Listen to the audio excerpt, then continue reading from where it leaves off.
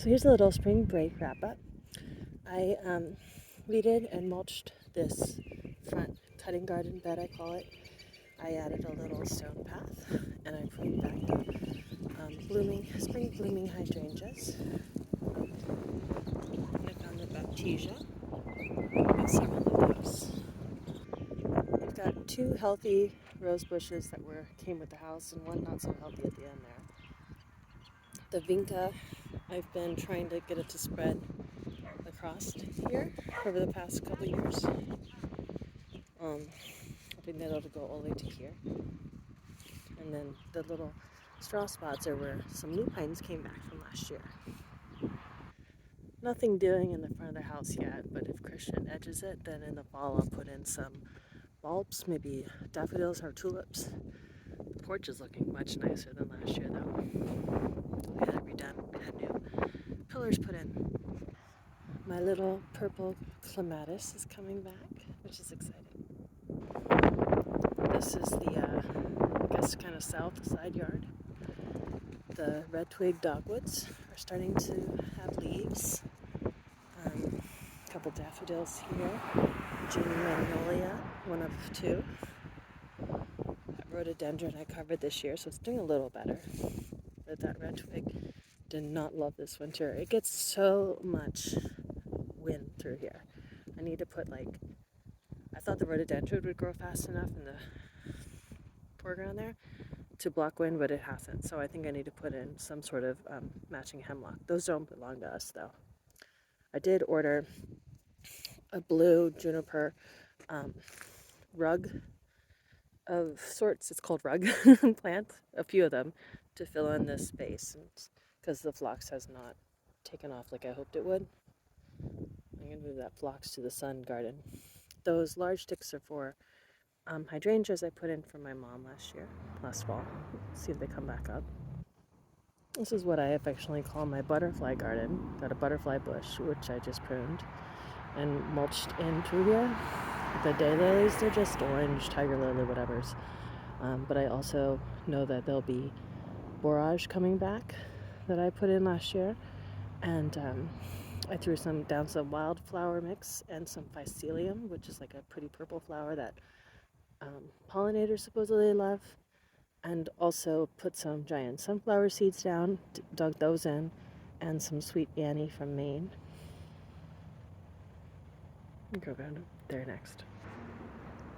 And the fence is a serviceberry. It needs a prettier fence, but it's keeping the rabbits out, so it's actually coming back. All of these pots are cuttings from the black lace elderberry farther back there, and they're all taking root, which is kind of amazing. So I want to make a screen of black lace elderberry.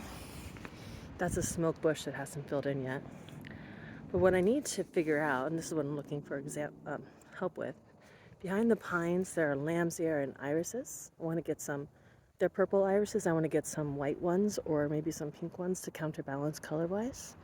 But it doesn't connect at all to this orange daylily garden. We had two large trees and they both came down. And so there was one there, there was a pine there, and there was a maple here. And I'm trying to get that grass to grow back in so we have a straight line through there, but anyway. So I'm looking for suggestions. I figure if I bring the irises forward towards the daylilies and vice versa, it'll and then the black lace elderberry behind all of this, that it'll tie it together. But if you have ideas, I'm open to them. Opposite the daylilies and irises and smoke bush, etc., it's what I call the Magnolia AC garden.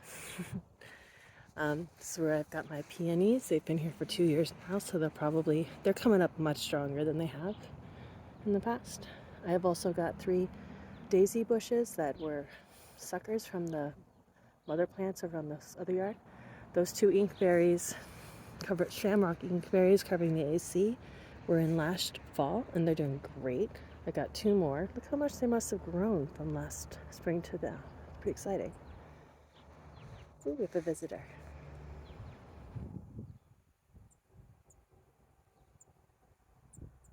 I put in this bird feeder. It's probably too close to the window, but we'll see. My first oak leaf hydrangea. Just got that in this week. And over there are some fancy daylilies for my mom. Got some nettle in here that I'm saving for some morning when I wake up early and make nettle tea. 2 more peonies. That's our little raspberry patch right there.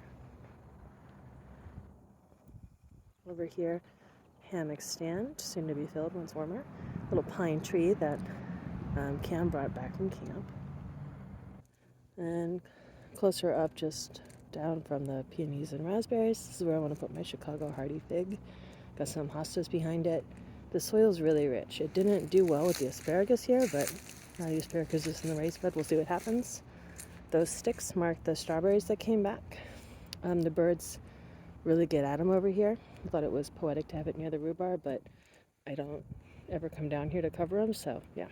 The rhubarb got spa treatment this week with blood and bone meal and then oyster shells to keep the slugs off. And then I often water this with bean water from soaking beans.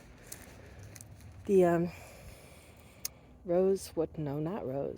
bleeding hearts came back, which is very exciting. And then a still bee. And this is the compost pile that isn't quite working. Well, it is. I mean, it's decomposing during the winter, but I need to figure out a way to screen it. I'm going to turn all these sticks into little compost beds. This is our fire pit. This is our mint bed. it's prefaced by hostas. It's funny that they come up at different rates. Chipmunks love this wall. Creeping phlox in 2 different colors, more peonies. They're very easy to divide and share. It's my shade garden. We built these benches. The 2 of them combined turn into a picnic table. We've got the little Japanese fern and various things, hostas of various sorts from New Hampshire. The hellebore, very nice. Empress Rue in the background. Goat spirit fern, another hydrangea, maple, whatchamacallit, alliums. They've all been eaten by the squirrels, those fuckers.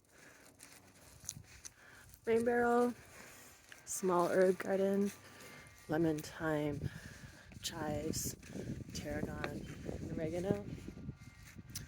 Peach tree I put in last fall. The chipmunks eat the bark, but I put some stuff around it.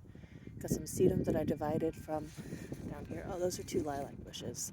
One's the boomerang, the one with more leaves on it, and then the other one, I forget what kind it is, but it's a weird shape.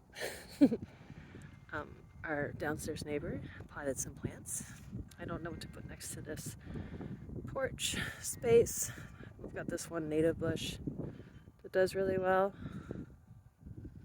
but like other than that, I don't know what to do.